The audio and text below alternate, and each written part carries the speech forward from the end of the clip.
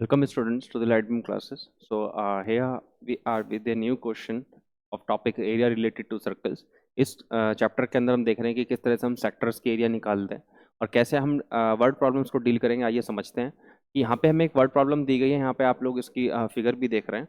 तो ये कह रहा है इसके अंदर कि a horse tied to a peg, it means it has the horse has been tied here at one corner of a square shaped grass field of side 15 meter. ये जो स्क्वायर शेप ग्रास फील्ड है इसकी जो length है वो 15 metre है। इसका मतलब ये जो फील्ड है ये पूरा 15 मीटर इसकी लेंथ है। उसके बाद वो कह रहा है ऑफ ए 5 मीटर लॉन्ग रॉप, इसका मतलब जो इसकी रॉप है वो 5 मीटर है। फिर वो कह रहा है find area of that part of the field in which horse can grace, कि कौन से पार्ट में कितने एरिया के अंदर वो हॉर्स क्या करेगा, ग्रेस करेगा। तो चूंकि यहाँ पे ये टाइड है तो ये कितने पार्ट में ग्रेस करेगा, इतने पार्ट में ग्रेस करेगा। And this will become what, a sector, and this will be become a sector of radius 5 meter. So 5 meter के एरिया में जो सेक्टर बन रहा है ये उसमें उसकी ग्रेसिंग होगी। तो यहाँ पे हमें क्वेश्चन को कैसे लिखना है, हमें क्वेश्चन को लिखना है, हमारे पास गिवन क्या क्या है,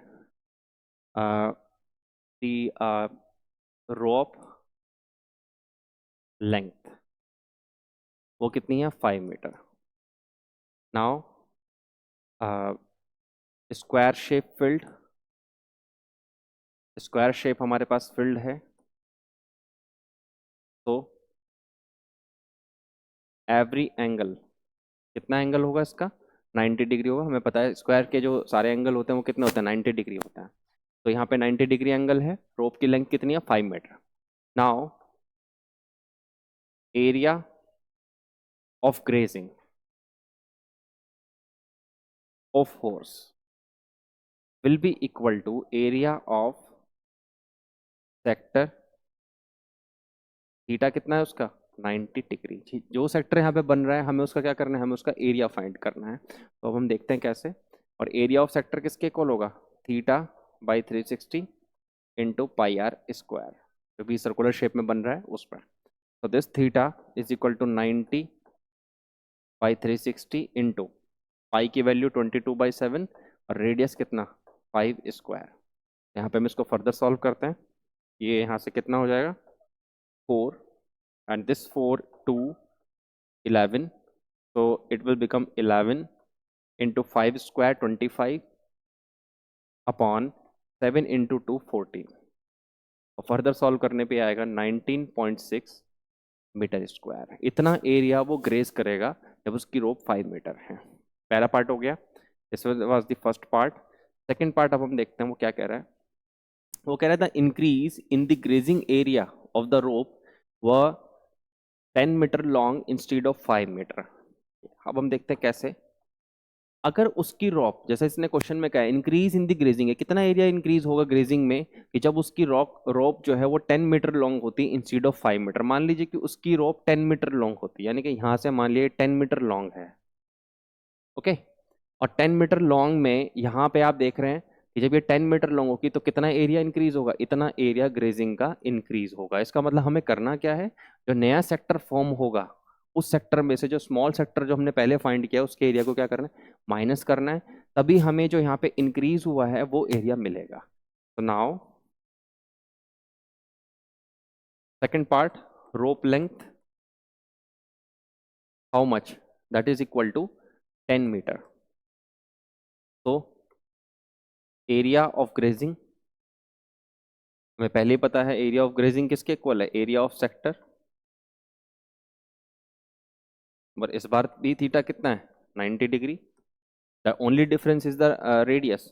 so this is equal to theta by 360 into pi r square, that is 90 by 360 22/7, and radius here is what, radius is 10 square। तो इस बार भी यही 4 2 11, और ये हमारा कितना हो जाएगा, ये हमारा आएगा यहाँ पे 11 इंटू 100 एंड डिवाइडेड बाई 14। जब हम इसको सॉल्व करेंगे it will come out to be approximately 78.5 meter cube.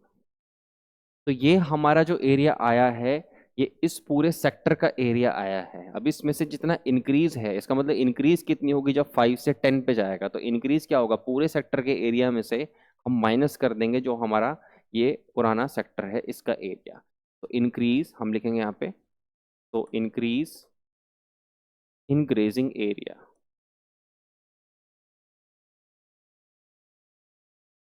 Will be equal to what, new grazing area, इसकी रेडियस कितनी है 10 मीटर, माइनस ग्रेजिंग एरिया और रेडियस कितनी 5 मीटर, और ये कितना होगा 78.5 माइनस इक्वल टू कितना 19.6 कितने मीटर स्क्वायर। और यहाँ पे कितना आ जाएगा जब हम इसको फर्दर सॉल्व करते हैं तो हमें मिलेगा 58.8 meter square. So increase in grazing area is equal to 58.8 meter square is our final answer. तो देखा आपने किस तरह से प्रैक्टिकल सिचुएशंस के अंदर भी वो क्वेश्चन किससे रिलेटेड पूछता है, सेक्टर से रिलेटेड पूछता है। आपको पहचानना है वहाँ पे कि स्क्वायर फील्ड है तो ये एंगल कितना होगा 90 डिग्री, और होर्स जब ग्रेस करेगा तो किस शेप में ग्रेस करेगा, हम डे टू डे लाइफ में भी देखते हैं कि वो तो अगर एक पेक्स से बंधे हुए हैं तो वो सर्कुलर शेप में जाता है, क्योंकि स्क्वायर फील्ड के एक कॉर्नर पे है तो वो किस में जाएगा, सेक्टर के अंदर ग्रेस करेगा। तो this was the whole question. I hope कि आपको इसमें काफ़ी समझ में आया होगा कि किस तरह से कॉन्सेप्ट्स को अप्लाई करते हैं। अब चलते हैं नेक्स्ट क्वेश्चन की तरफ।